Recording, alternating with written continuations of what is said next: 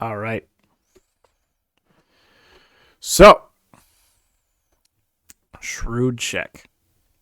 Starting it off with Florida Pride Parade from the Washington Examiner. Florida Pride Parade canceled because it can't comply with anti-lewd law. Oh, we Florida, need to make one correction there. I think they misspelled won't. yes. Basically. Well, can't or won't. No, they Both. won't. They won't comply with anti-lewd laws, which is why they refuse to participate. Yep. But So, it is fun. Florida LGBTQ activists recently had to cancel their planned parade because of a pending bill that would prohibit minors from being exposed to lewd behavior. As a general rule, if an event cannot reasonably be expected to protect children from seeing inappropriate content, it's probably best to cancel it. You would think so. The legislation, which has passed both chambers and now goes to Governor Ron DeSantis for his signature, prohibits knowingly exposing children to an adult live performance that depicts or stimulates nudity, sexual conduct, sexual excitement, or specific sexual activities listed under the state code. This seems like common sense. Adults should not expose themselves to children or expose children to sexual acts or nudity. Discussions about sexuality should happen in appropriate settings, such as at home, between parents and children.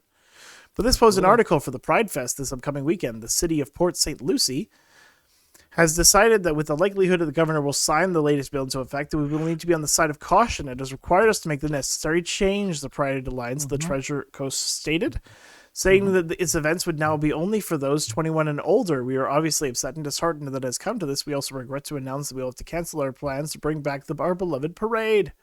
Parade should be family friendly.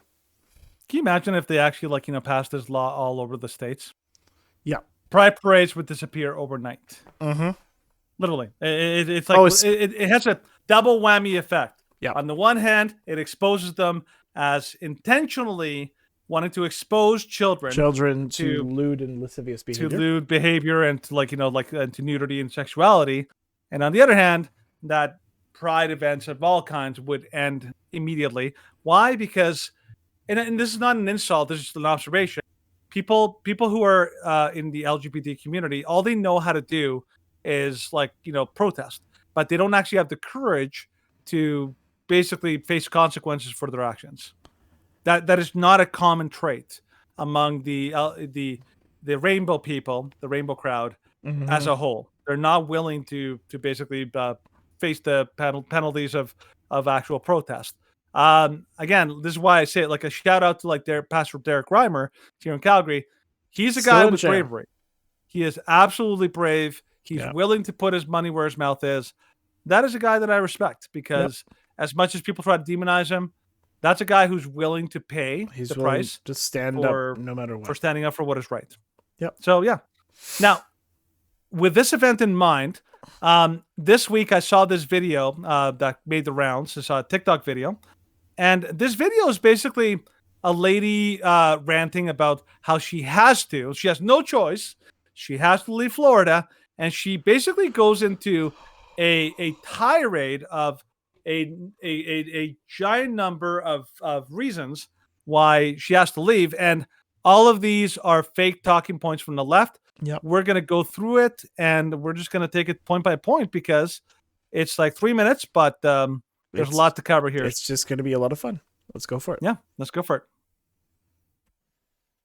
So last night, my girlfriend Kelly and I had a conversation that in my wildest dreams, I would have never imagined that I would be having.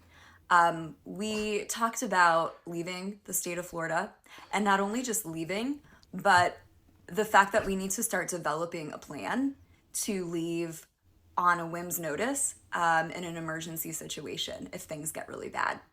And, we've been talking for a while about how do we know when it's that time to go? When is it so obvious that it's so unsafe?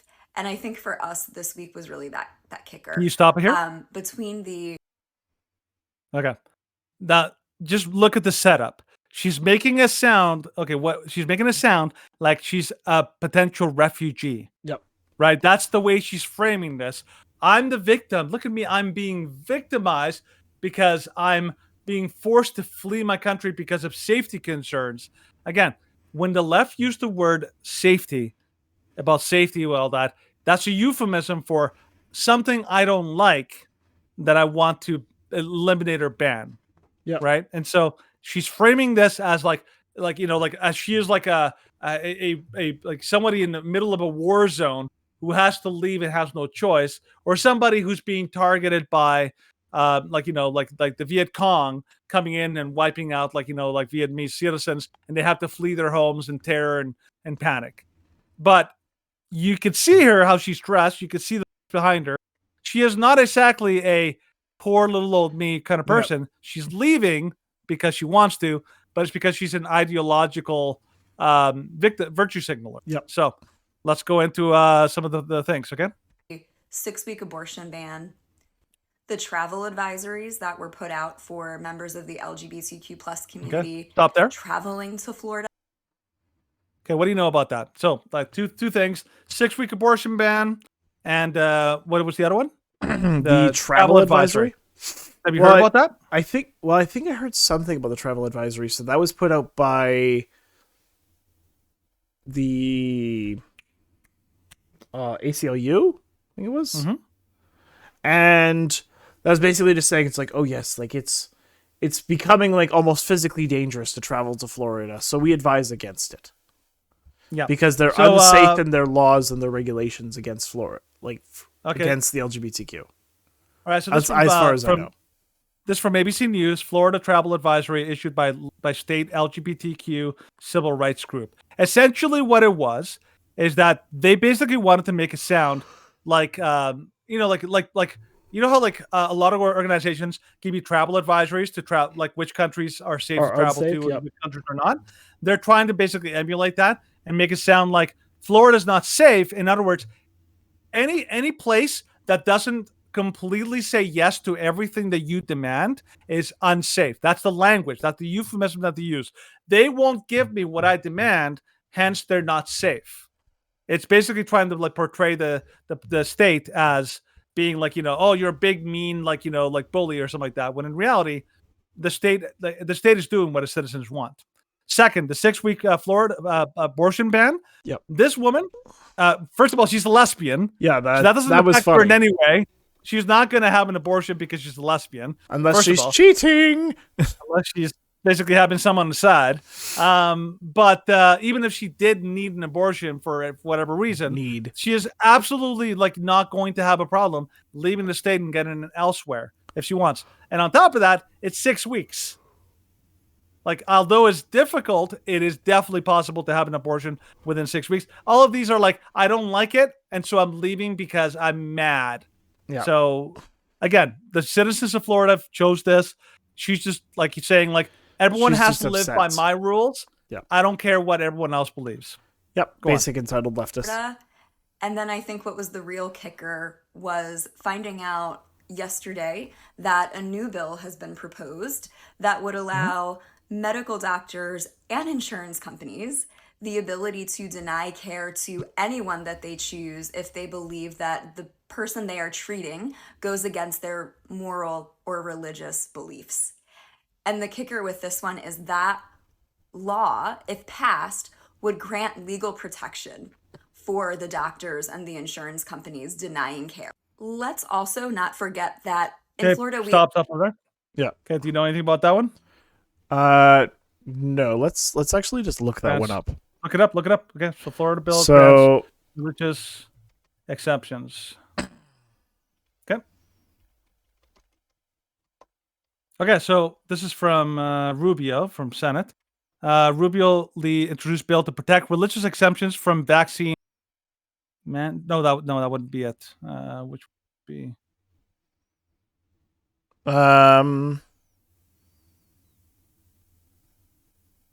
last week. That one I actually don't know. Actually, like, do you know? I don't know if you're. I don't know what she's talking about. Like, there's a bill that was posted. Okay, maybe this one. April 26, 2023. Florida to pass strongest medical freedom law in the nation.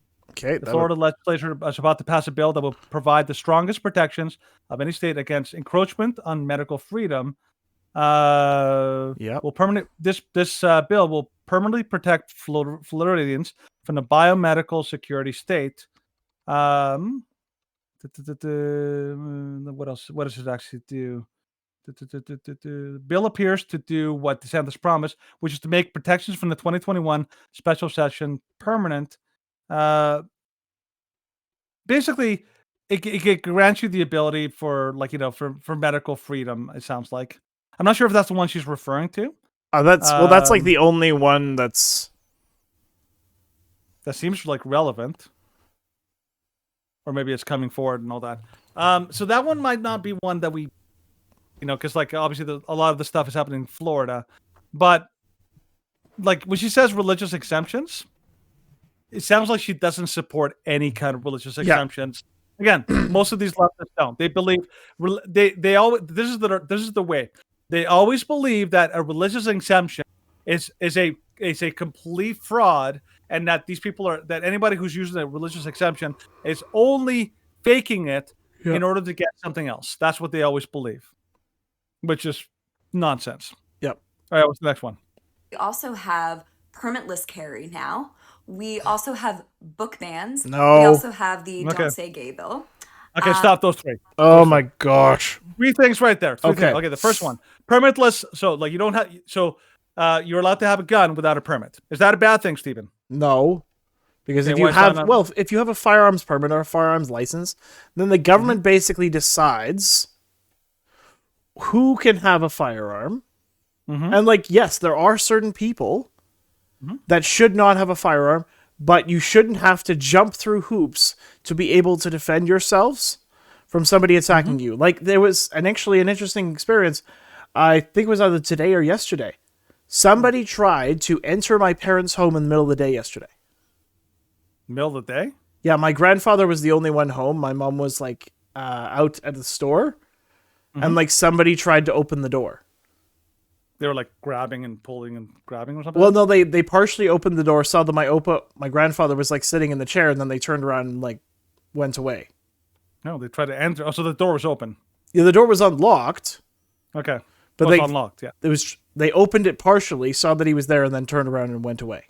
And like they looked Dang. through the window, and then it was like, oh, somebody's here. And I was like, what? Like.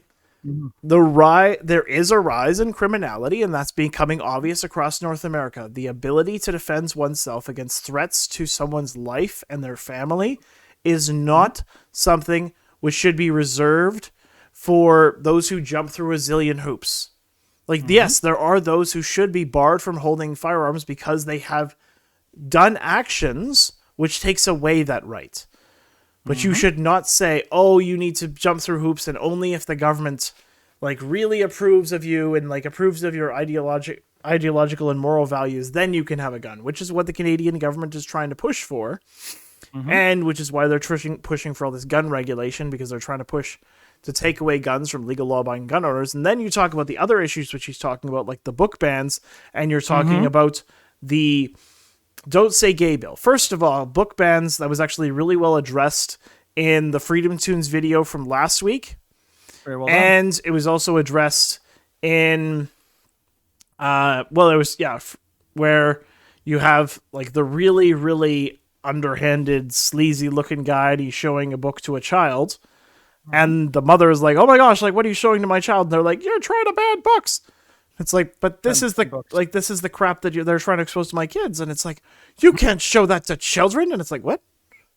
It's like, no, we don't want to see that. It's like, it's not about banning books.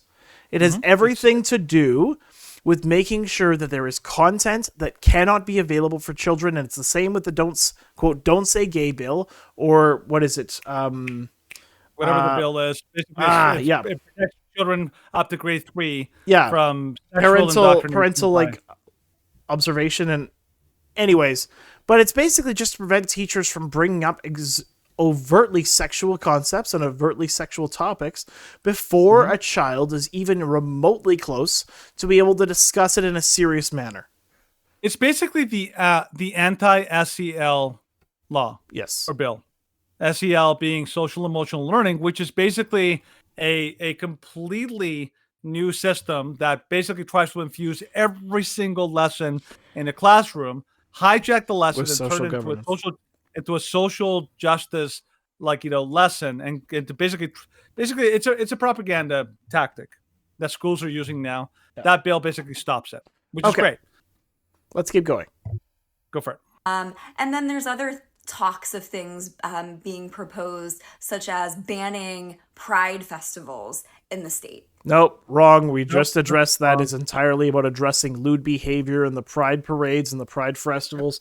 Refuse to abide by that because they don't want to stop showing children lewd and lascivious behavior because guess what?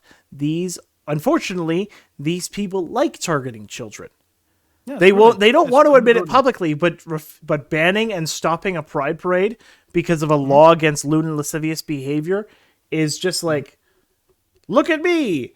I'm not doing this event for some reason, or I'm making it only for adults. And it's like, oh, Yeah. well, why did it take a law to make this only for adults? Well, Yeah, like my coworker this week, and we talked about like the whole drag thing and all that, and he brought up like the Nashville law. I didn't actually get if they banned all drag events, period. And I was like, I don't know. If it was all they went it was that all far. public. It was basically the same as Florida. It was all public, adult themed shows and events. Yeah, yeah. So he pointed out the Nashville one, and he said like that is horrible, and I'm like, What? why is that so bad? Even okay, let's assume for a second that you're right, and that's exactly what they're doing. What's really changed? Drag events can still happen. Drag people, like people who dress in drag, are still allowed to live in society. They're just not allowed to do it in public. Like that, they're not stopping them from being anything. It's like No. they're not saying that they can't exist. You're saying that is the worst thing. That's gonna lead That's to what's wrong? fascism. He believed that would lead to fascism. Oh my gosh. I'm like, really? No. You don't think that's a little extreme that you can't do this controversial thing in our state and that's fascism? Like it seemed like a leap. And he did it, at least to his credit, he did it made like, okay, maybe that's a little like stretch. I'm like, yeah, A kinda, little. like maybe that's not fascism. All right. Just go Let's with that. continue to see what this wacky lady has to say. Right. And I think the scariest one is the proposed bill that the state of Florida can take emergency protective custody over children if any family member believes that that child may be at risk of receiving gender affirming care. Good. Or if they are currently my in the process goodness. of receiving that care, or even if they have a sibling that is receiving gender affirming care. And if Okay, pause Yeah, that. no, that's not wrong. We've spoken about this over and over and over again. If a child is being given these puberty blockers, these hormone replacement therapy treatments, they cannot consent because they can never be aware as a child of the long-term damage of these things, and their parents will always try and push them away from believing that they are having these side effects because the parents want to exploit them for power, for money, for attention because they suffer from a condition. Most likely they suffer from Munchausen by proxy, and they wish to take advantage of these children so they can showcase to all of their lefty friends and all their kind of social justice warrior members that they're involved with the cliques in that, oh, look at how wonderfully woke I am. Look at my child and what I'm doing to them and how I'm embracing their true selves, even though they're only 4. I think a really good comparison for just to kind of like point out how absurd this is. Imagine if a family in Florida wanted to take their underage child and get female genital mutilation. Yeah. Would you be okay with that? Like, no, because like there are clearly cases where even if a parent thinks, I think this is going to be good for my child in the long run because I have a belief system that tells me that this is good for them, but in reality it's causing the child harm. That's kind of like that. People say like, well, the state shouldn't intervene. I'm like, yes, it should. Yes, they should. If the parent is causing harm to the child, they should definitely They have intervene. a right I am to totally intervene. for that. They have an Yeah, absolutely. obligation to They have intervene. an obligation to intervene. Like that's exactly what the purpose of Child Protective Services is to before see it a got situation which is going. Yeah, unfortunately now it's been weaponized against those who refuse to go along with gender affirming care. And we saw that, of course, with the case of the man in BC, who's now, I believe, still, he's still in battle with the courts and facing multiple years of jail time. Yeah, exactly. Because But, he by the way, dared stand up against the medical establishment. Yeah. This woman, by the way, I bet you if you asked her, she probably would have no problem with the Washington law that's basically the kidnap law. Yeah. Which we talked about recently, that if you're in Florida, if you're in Washington, you can officially, like, the government can literally kidnap your child if they run away and want to get, like, all these medical interventions and all that. Oh, they can kidnap your child. It's legal kidnapping in Florida, in Washington. She would be totally okay with that they kidnapped your child over there, but kidnapping supposedly here, that's not okay. Like, it's amazing. And again, reiterating again the fact, this woman is a lesbian. Yeah. So she likely doesn't have children. If she does, they're not hers, they're adopted, or she got them through in vitro, whatever else and all that. So ultimately, it's unlikely that this is going to really affect her specifically. Go on. Okay. As someone who spent 6 years as a therapist working in the foster care and child welfare system in the state of Florida, I can tell you that there are no resources for the children currently in the system, let alone adding more children to that system who have loving parents and families who are doing the right thing to give them life-sustaining care. Nope. It's so life-sustaining care. Anybody who tries to reference this and tries to say the gender-affirming care is life-sustaining care because, the suicide rates go down. If you look at any study that goes beyond 2 years, then either the suicide rates remain the same as pre-transition or they go up and the rates of anxiety skyrocket even within that first 2 years. So anybody that tries to claim, like surgical and hormone replacement therapy and all these things, they reduce suicidality, they reduce depression, they reduce the mental illness. No long-term study has ever confirmed this. It's also emotional blackmail. It is such emotional blackmail. Because it's like if somebody comes up to you, imagine your kid comes up to you, if you have a kid, a teenager, and they come up to you and like, "Mom, I really want a car."